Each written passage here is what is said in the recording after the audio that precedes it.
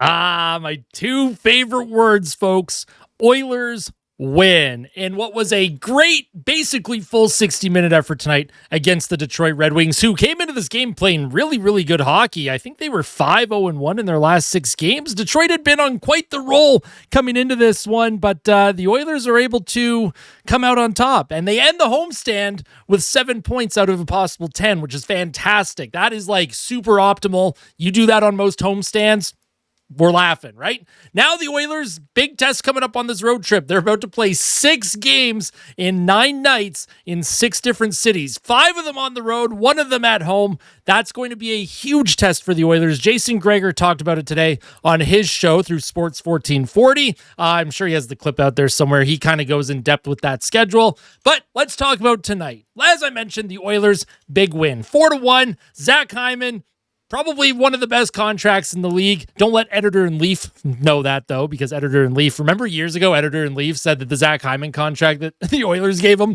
was the worst contract in NHL history? Oh, man. Pepper Ridge Farms remembers. Hyman with a hat trick. Love that for Zach Hyman. He's been playing great, gets rewarded. I was very concerned, though, when he hit the post on his first empty net attempt before the hat trick goal about a minute later. So very happy for Zach Hyman. Vasily Podkolzin also hit the crossbar when he was shooting at the empty net. I'm not sure why you're trying to pick a corner there, Vasily Podkolzin. Just put it into the net next time. But we got a Hyman hat trick out of it, so I'm not going to complain too much here. That's just nitpicking. That's just nitpicking. Also, Connor McDavid, 4 assists tonight. Connor McDavid, he was on a mission. Man on a mission, basically, right from puck drop. He was like, you know what? I am bringing the team into the fight right as soon as the game started. And that continued from his play in the third period against the Buffalo Sabres. So 4 straight periods where Connor McDavid has just gone nuclear. He had 2 goals in the third period against Buffalo, 4 points tonight, 6 points in his last 2 games. And Connor McDavid, he is just scorching hot right now. And I think the team, and Connor McDavid himself too, but I think the team recognizes and did recognize how important a win tonight was going to be for the Oilers. You did not want to lose this game. Detroit on the second half of a back-to-back.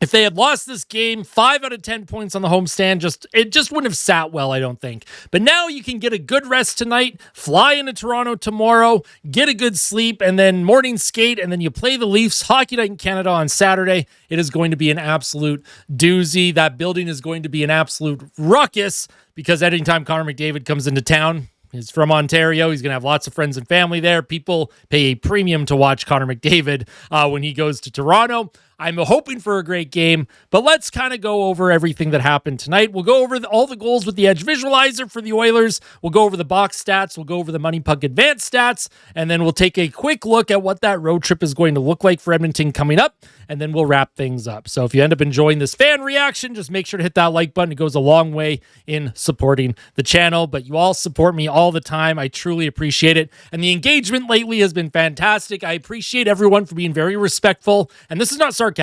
Everyone has been very respectful when it came to the Evan Bouchard video that I made and my pregame report this morning when I still talked about Bouchard. Thank you for engaging in good faith. I do appreciate the good hockey debates that we get here. That's the best part about this channel. Everyone is welcoming, open arms, friendly for the most part, and that's all I can ask. So thank you all for being the best community on the entire planet. Could not ask for a better group of people that watches this channel. So thank you all so much.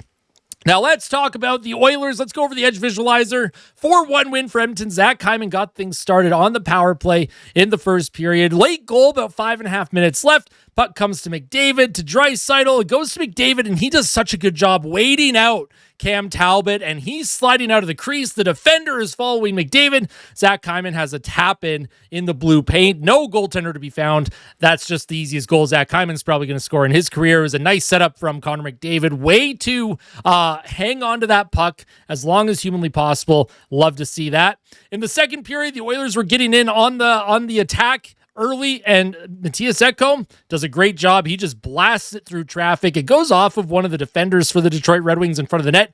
There was some talk that Hyman may have gotten a tip on that, but that was not the case. McDavid got an assist on Ekholm's goal, and Zach Hyman, he had 3 goals of his own, and he also did figure in on not on the score sheet, but he was involved in the second goal, where he didn't get a point. He was in front of the net. He was making Cam Talbot's life miserable when he's trying to see where the puck is. Ekholm, he's rewarded for his strong play as of late as well. Third goal of the season for Matthias Ekholm, assisted Ryan Nugent-Hopkins. Edmonton, he gets a goal for Detroit. I want to go over the edge visualizer because watch Darnell Nurse. Watch what happens to Darnell Nurse on this one. Now, I'm not going to tell you the context yet, so I'm going to let it play through.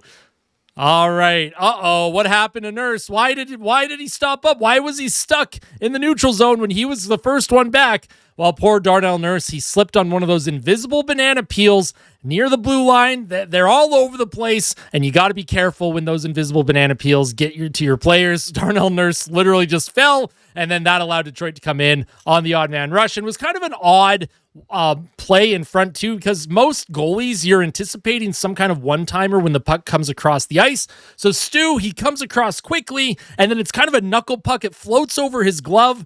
Nothing you can really do, if I'm going to be completely honest with you. It was just a defensive breakdown. Nurse fell. Kind of a floaty shot that ended up beating Stu. Bit of a confusing one. That's really tough to put on the goalie. Stu played fantastic tonight. Very happy with Stuart Skinner's game. He's been great for the past week and a half, about 5-6 games. Stuart Skinner, he's been doing a good job, and I'm very proud of him, very happy. The team is in a good spot when Stu is playing well.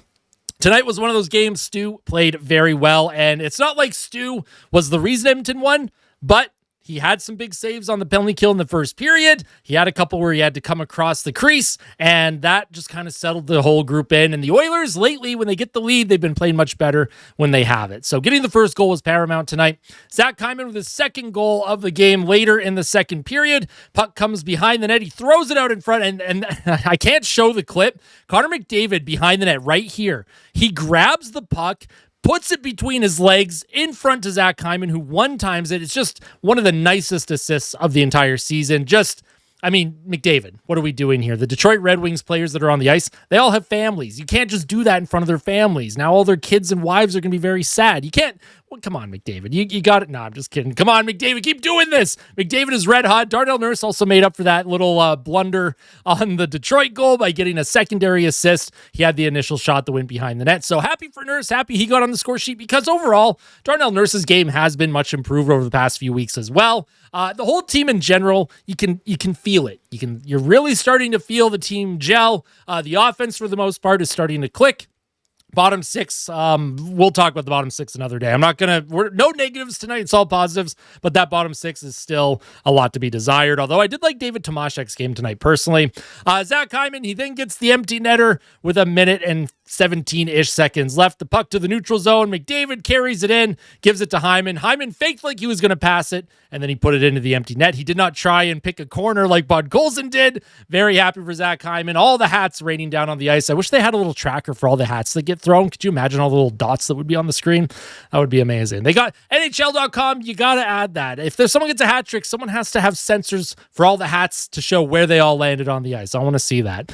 Not that it matters. I don't actually want to see that. I'm just playing. I'm just having fun. Folks. Expected goals tonight in all situations. The Oilers 4.3, Detroit 3.7, and a pretty evenly played game throughout. Both teams were trading chances. Low event hockey in that first period. Second period, things opened up a little bit more. Edmonton controlled the game.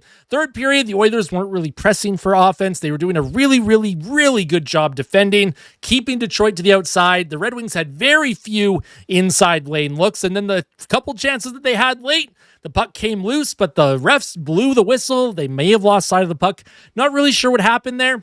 One of the linesmen, he had to leave the game. I'm not sure what happened. Apparently, he took a puck to the body somewhere, so he left earlier in the third period. So they were short an official on the ice, so I think that's why you had the whistle go, even though that puck was still alive.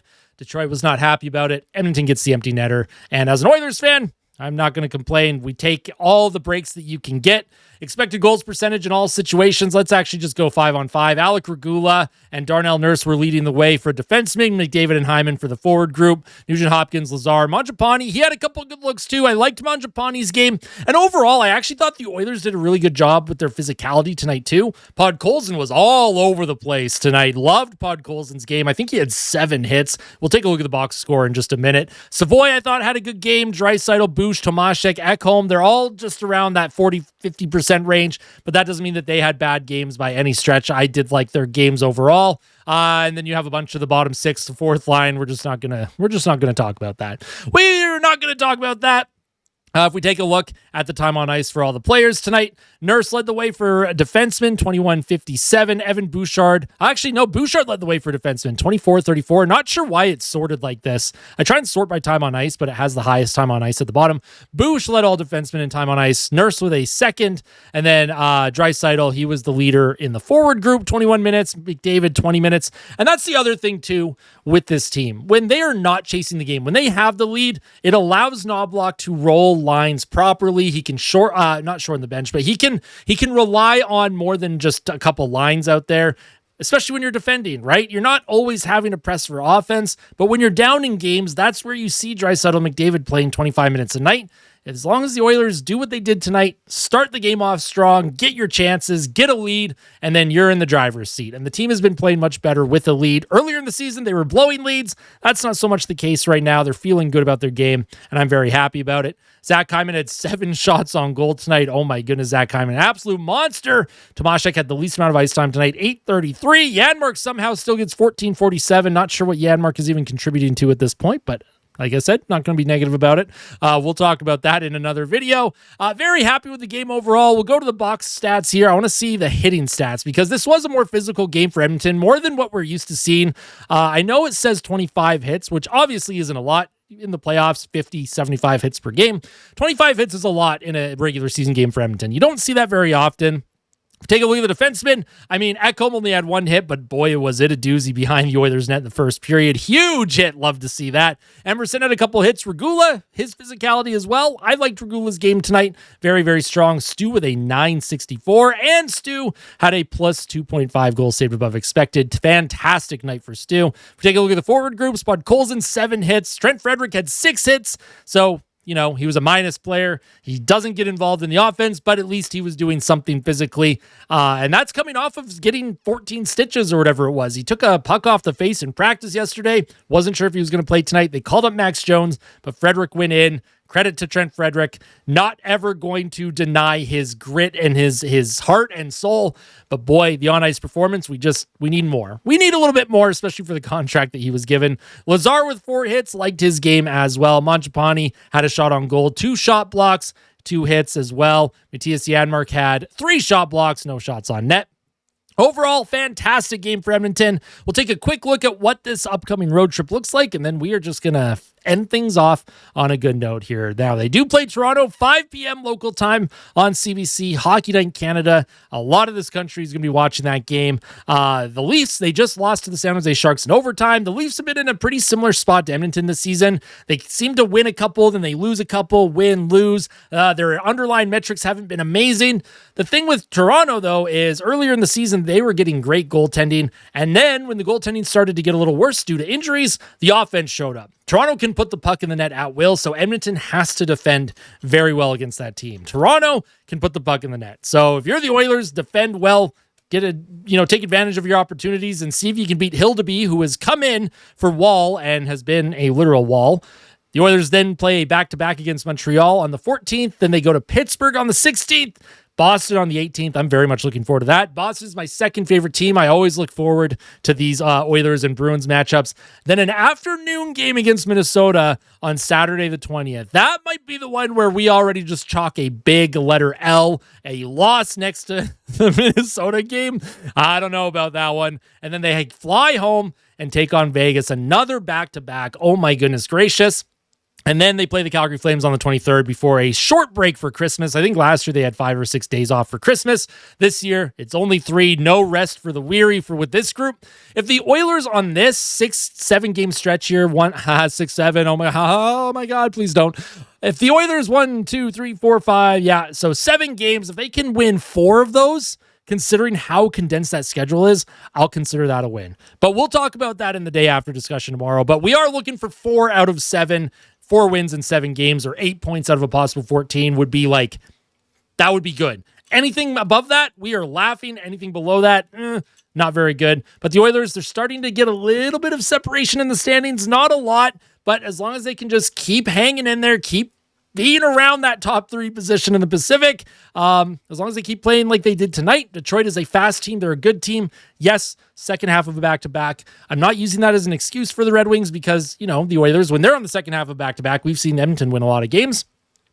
In the NHL, there's no easy games.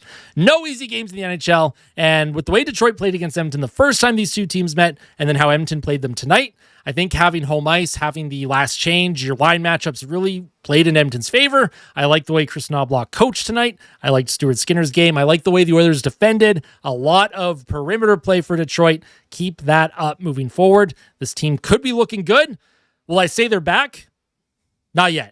It's still too early, still much too early to say that they're truly back. But it was a good homestand. 3-1-1 on the homestand. Very happy with that. And we'll just move on from there. So thank you all so much for tuning in. Let me know all of your thoughts in the comments section below. Remember to keep it civil like usual. Truly appreciate all of your support. It means the world to me.